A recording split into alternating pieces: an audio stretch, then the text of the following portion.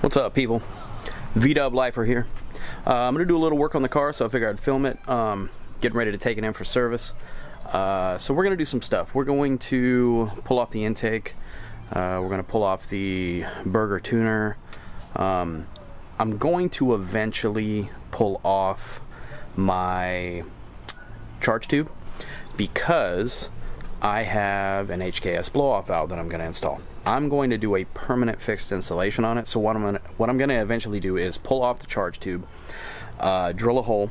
I have a fitting, an HKS universal fitting that we're going to weld on to the actual charge pipe, and then we'll have a fixed installation on the Mark 6 Jetta 1.8 turbo, which is not available. So we're going to do a custom job on that. We're going to end up with something pretty cool. I think when it's all said and done, I could possibly send this to USP and see if they're interested in copying it for resale. So we're going to get started. So here's what we're going to do.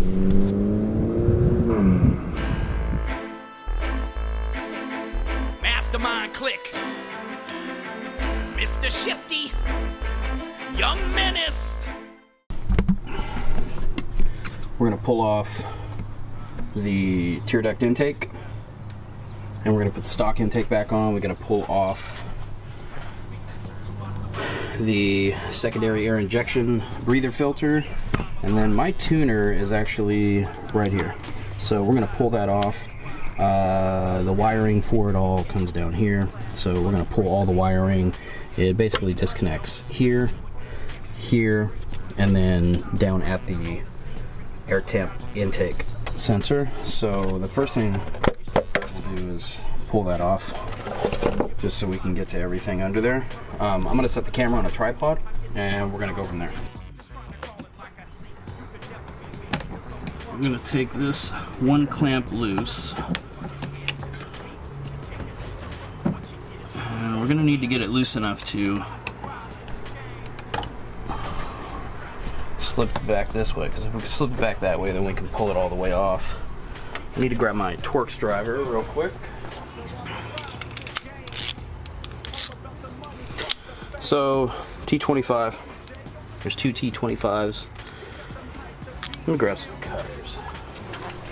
Got a couple of zip ties holding this secondary filter on. So I'm just going to cut those and get those out of the way now. Pulling this thing off is fairly easy. You just squeeze, give it a turn, comes right off. So we're good there. Now that that's freed, we got some space down here, so we're going to pull these two Torx screws out. One here, one here. And now the beauty of this is that we should be able to just pull this whole thing off in one shot. We do have this silicone breather line down here, so we'll just pull that off. We'll put that on the factory exhaust.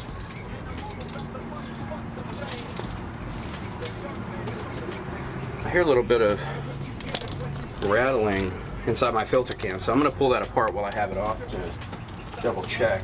And it looks like the front of my filter can is a little loose, so pull that out of the way. Well, we've got space. We're going to pull off the tuner. So let's move the camera. Alright, so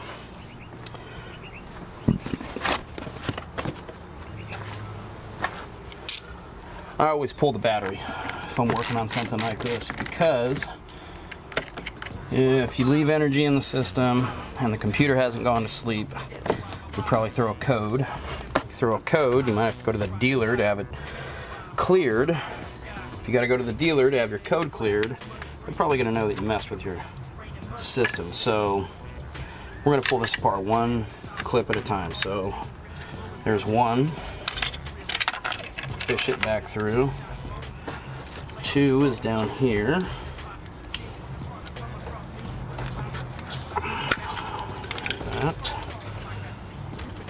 Pull that. There's two.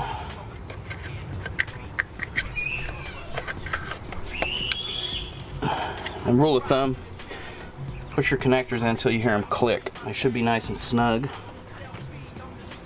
This is the one that everybody says is the hardest to do, hardest to get to.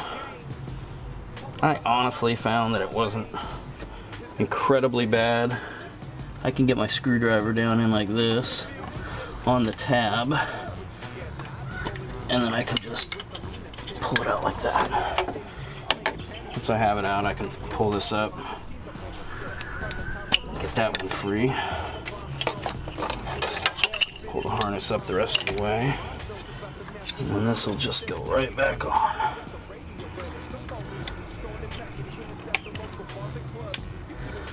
Again, I want to stress the importance of hearing that click, because if you don't hear the click, most likely it's not connected. If it's not connected, you turn your key back on, you're going to end up with problems. You're going to throw codes, guaranteed. So, pull all these cables back through.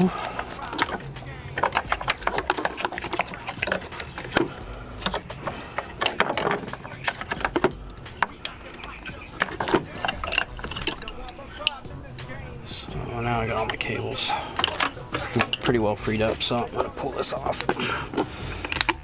I just use double stick tape. Fit that there. I can pass all this through.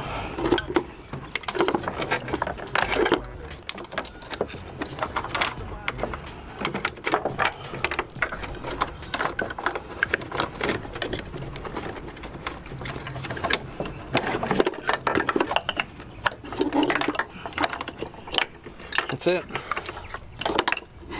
Tuner's completely off. All I gotta do is fit the factory air box, which I've got sitting over here. So what we'll do is we'll start with this. So we'll feed this drain line back in.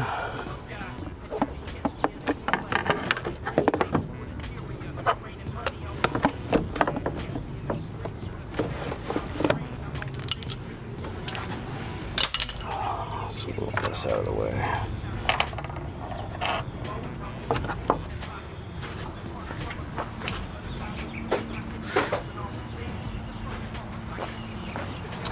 There's a post down in here that this tab lines up with. So fitting this back in should be relatively easy. Stuff that down in like that. Line that post up. There's actually two posts. When this one's lined up, the back one should be lined up too. Squeeze it on, and then we need another Torx. This kid's across the street screaming right now. So we're going to put this down with the T30.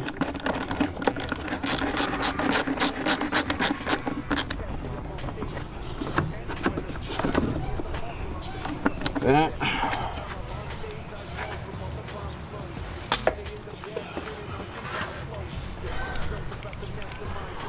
I'm basically going to fake these screws. I'm going to put them in, but I'm not going to get them 100% tight because I'm taking my car in tomorrow, getting an oil change, and then bringing it right back. So I'll put this one in, and honestly, the other one I could probably get in with a screwdriver, so might as well just do it.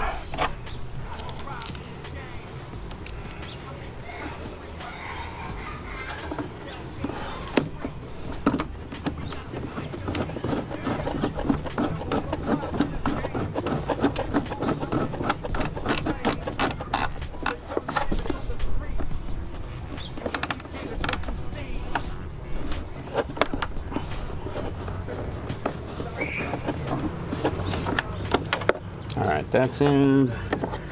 Let's hit this one real quick. Just make sure that's tight. Alright.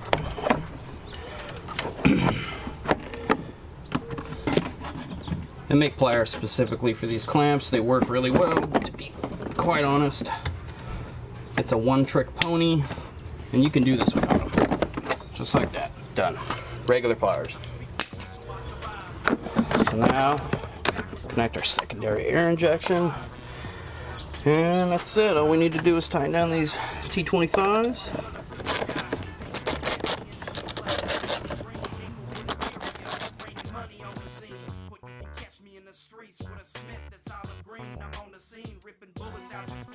And the vacuum line, which is tucked down in here, like this.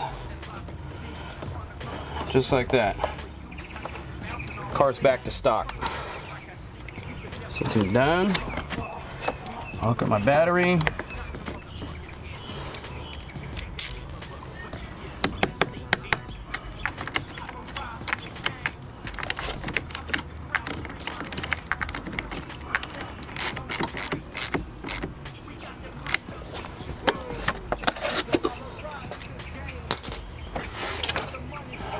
Engine cover back on.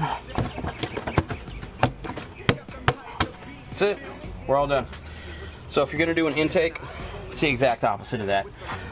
Some of the intakes come off of right off the turbo. Some come right off of the intake charge pipe for the turbo. Mine fortunately comes off of here, so I don't have to do any work down there. In reality, this pipe, although it's plastic, is a large enough diameter to do the job, and it's a pretty straightforward flow with what would equate to a mandrel bend, even though it's plastic. So there's no reason, in my opinion, to change that out. Gets the job done. It's the right diameter. So you basically have 2, 4, 6, 8 screws. Pull the air lid off, 1 clamp. There's 1 screw down here to hold the lower air box in, and then it just pulls up. Disconnect your secondary air injection if your car has that. Disconnect your vacuum line if your car has that. And then 2 bolts up here, 2 screws up here. These are T25s. These are all T25s. This one's a T30, and then regular pliers will get you off right there. Other than that, that's all you need to do an intake on this thing. And as far as the tuner goes, that's a Berger JB1. You saw what I did. I pulled my my intake air pressure sensor right here.